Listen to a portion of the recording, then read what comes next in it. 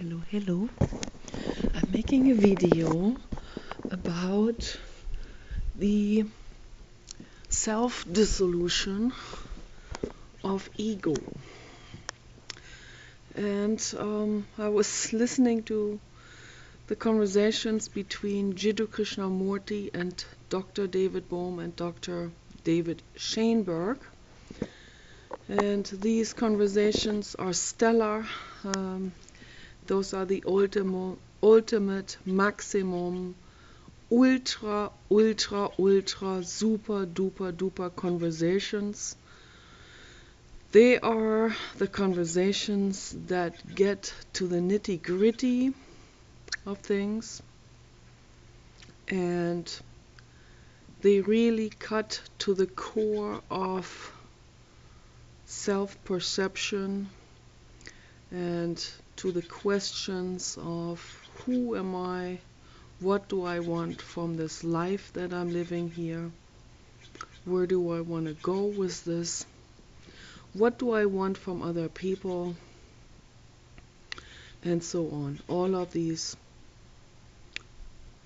pondering questions that arise out of this, and that very few people really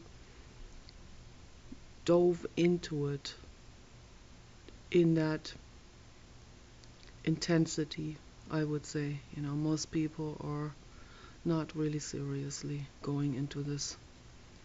They think they are, they think they got it, but then they bypassed it again.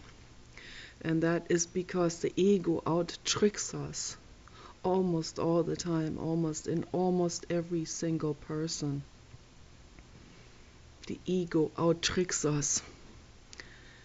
And so it's very difficult for those people who, you can count them on one hand, those people who have no bloated ego, no defense mechanisms, who are normal, healthy, sane, whole, holy,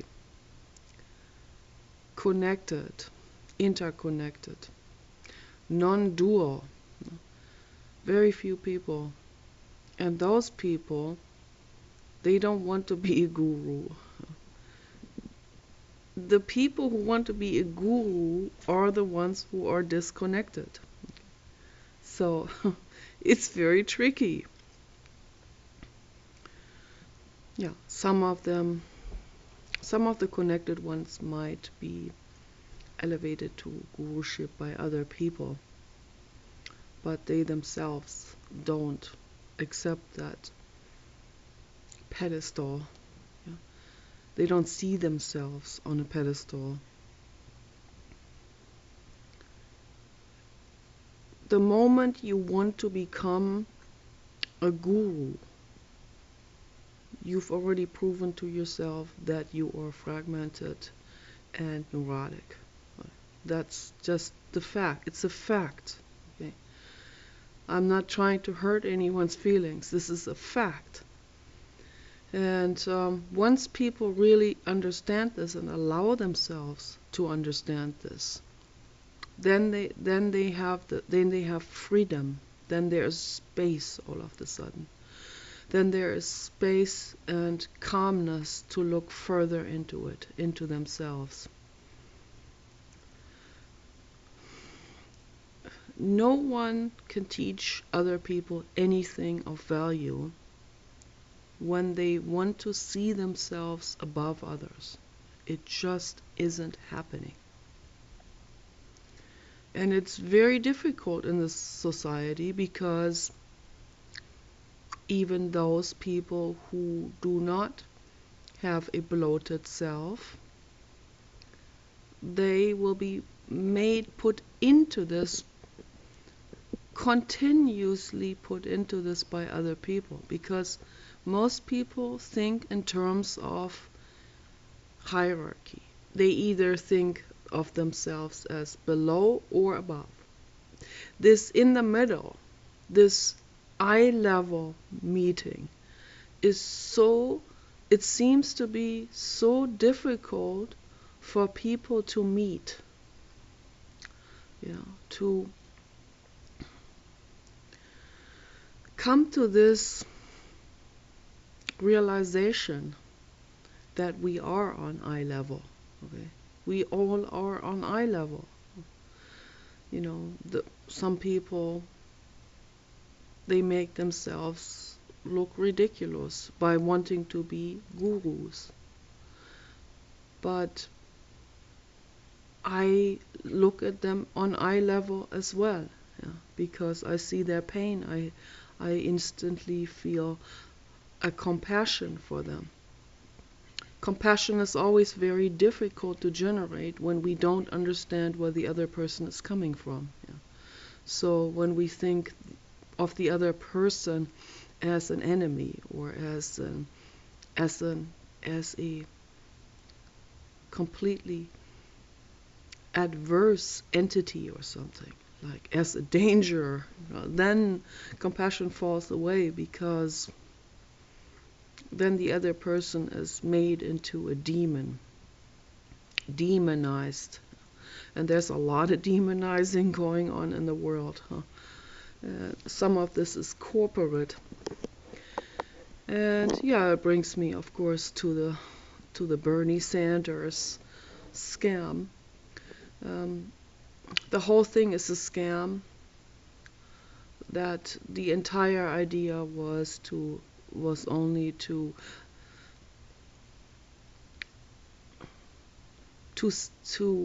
create a rift in the Democratic Party, create a splitting off from Hillary Clinton. That was the only purpose of this whole thing. Bernie Sanders used to be, that's what I heard on the internet, he used to be a Republican about a year ago. No one knew about him. Some kind of senator, Republican, correct me if I'm wrong, but he's definitely now working for the Republican and corporate agenda, 100%. Okay. If he didn't, he wouldn't do this. There would be no way he would do something like this. He would in no way take votes away from Hillary Clinton if he was really seriously interested in really helping this country this time. So, and the fact that they bully people, the fact that the Sanders campaign tries to do even physical harm to the supporters of Hillary Clinton and Donald Trump, that just shows where they are coming from. It shows that they're coming from the corporate agenda, of course. So, but let's dive deep into it, into each single person here. Let's do a real close-up inspection on each single person, at least in terms of questions. I'm not going to definitely say this person is afflicted with this or that or that. I let you come to those conclusions yourself. But once you start to ask the real core questions, have the guts to do it, And don't shy away to question yourselves either. And don't shy away from your ego and, this fear of public rejection and fear of making yourself look bad to yourselves.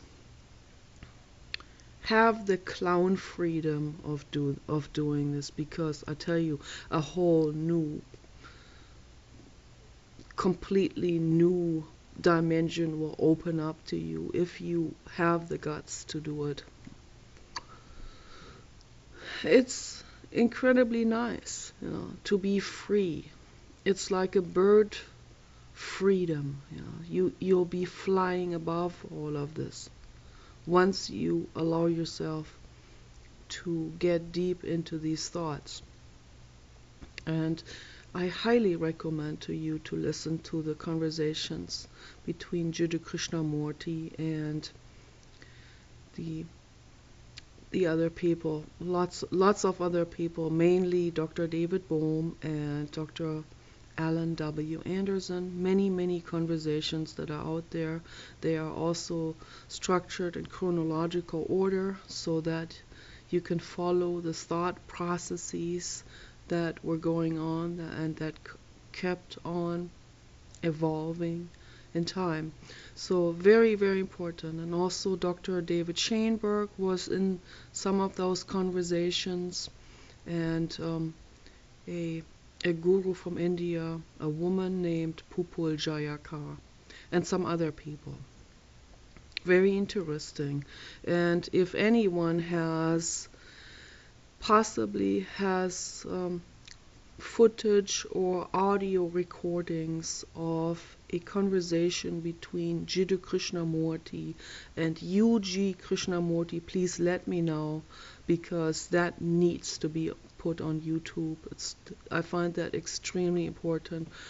Or if anyone has a recording of Jiddu Krishnamurti and any other guru, including Osho, Rajneesh Bhagwan. So, because I know he has met him and he has mentioned it. He didn't mention his name, but he gave it away because he said the guy was the many Rolls Royce. So he had a conversation with him, and Osho called him an evil man. And that is because Jiddu Krishnamurti questioned him. And see, this is how the ego goes. You think you got this real mega duper guru now who's really above it all. But then one question and the entire card house falls down. So, and that's why I'm saying, why play that game, Why play the game of ego, of subduing yourself under someone else, or pushing yourself artificially above someone else? Why play that game? Why can't we meet on eye level is my question. So if we dive deep into each of these politicians and we ask the hard questions, then maybe we can come to the realization, each person for themselves, that this is a silly, childish game that is being played here. This entire thing. If you ask people really hard questions, I can tell you right now that the person who's going to get mad with these questions is the persons that are going to get mad. Are going to be Ted Cruz, Rubio, Kasich, or whatever his name is, Bernie Sanders, all the corporate people. They're going to get mad. Bernie Sanders is already fuming mad in every one of these discussions. He can't stand it. And he's also caught sometimes, where he actually has to snicker a little bit because he's caught in his own lies. But the ego takes over, always takes over again.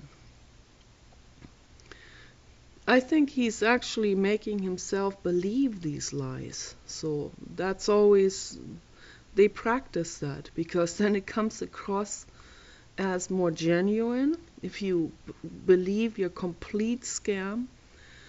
But it is a scam. It's been thought out and through by the corporate agenda. It's a chess move in the political game. That's all it is. There is no grassroots. The other day I heard the word grassroots in connection with Ted Cruz. I was like, oh my gosh, is anyone possibly gonna fall for that one? I mean, it's become some kind of new fad word. I noticed that the hippie terminology from the 60s is now starting to pick up and become posh and and like billionaire type of language, like, yeah, I'm an intellectual.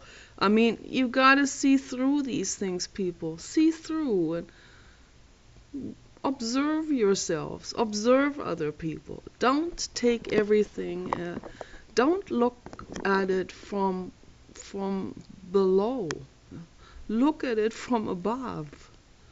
That's all I can say. I mean, how can we ever move things forward if people are deeply immersed in this entire childish chaos, in this game playing of egos, lots of egos that are playing against each other, and playing and headbutting and then going to war eventually, and pepper spraying each other, and what will be next, so lots of shootings going on, killings, mass shootings, execution shootings.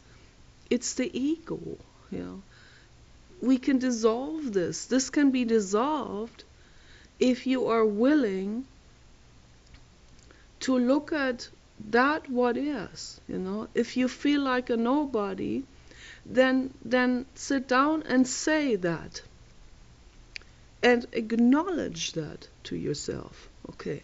And then the next thing is you can cry. Right? And the next thing is you can ask the question, what do I need to do? What is this? What is the concrete question now? What can I do right now to turn this around and move in the other direction? There's no such thing as one person a loser forever. That's just an idea of egos, okay? It's also the ego who wants to be a victim, because that's what he's always known. It feels safe somehow. Break out of this. Listen to Robert Greene. What he says is the truth in his books. It sounds harsh, but look at it closely. It's the truth. Those are the mechanisms of humans, of human egos. And he's saying this only to highlight the situation, to make it more clear to us, to bring this drama into a caricature so that we can actually see for that what it is and not for something else. All this pretty making of ugly psychological situations is not going to get us anywhere. And the self-trickery and the greed that comes in, and the lust and the anger and the jealousy and all of these things that create war. Yeah, it won't bring us anywhere. It will not get us anywhere. So look at the individual people, or at least read what's on their websites. Most people won't even do that. You want to have this image of that person. That's what you want to hold on to. You don't want to have evidence of the opposite. And by doing this, you create deception for yourself. You create your own demise. You create a breakdown. Okay, so the only two people who are really genuine in this entire game are the ones who are slandered the most by the media. She who is slandered the most is the best candidate. Remember this, write this on a piece of paper and hang it on your kitchen cabinet. She or he who is slandered the most is the best qualified person. Why is that? At least right now, that is how it is. I hope that this will change in the future when people become more aware, when more and more awareness arises. Then this will not be the case anymore. Then it will reverse. But right now it is at this status because the populace, the populace body, the masses, they believe what they see in the news. They believe everything. They believe the headlines. They believe all of these slang slogans, all of these catchphrases, and they shoot off with that, and they leave reality behind, far, far behind. And then reality will catch up with everyone in a very negative way. But then instead of blaming themselves for their voting choices and their willingness to let the corporate agenda and the media influence them, then they will again point finger at someone else, point the finger at the most ridiculous thing. They will point the finger at the government. They'll point the finger at the person who was the most honest and everything. They'll point the finger at the environmentalists, The loggers cut the last tree, and then they will blame the environmentalists for trying to protect the forests. I mean, do you see this? Do you see the extreme reversed? It's like it's like black humor, It's sarcastic, this entire situation. See this insanity in it. Insanity is when people reverse black and white, light and dark. I don't mean in terms of race. And when people reverse opposites, when good is declared as bad and bad is declared as good, then we have the ultimate insane asylum here on earth. Think about this. Do you want to live a life like this? Do you want to be in misery? Do you want to continue this? Or do you want to make the world a better place and start thinking and asking questions and not looking at what person A, B, and C in the bar or in your families thinks about you and your opinion? You don't even need to talk about politics with them. If the conflict arises out of it, or if put-downs start raining down on you, don't talk about it. But if you want to develop courage, start to talk about it a little bit. See where it goes. See if you can make yourself stronger when you say, I support Hillary Clinton, and the other person starts laughing about you. See what comes up. The other person is full of shit, right? But what will come up if you sit there and the other person laughs? Don't react to it. Don't let the ego now take over and get mad and then start to go into a war. See the other person for what he or she is. They have been taken by the balls. Stay calm and stick to your convictions. And when you do this, I guarantee you, you will become stronger and stronger and stronger.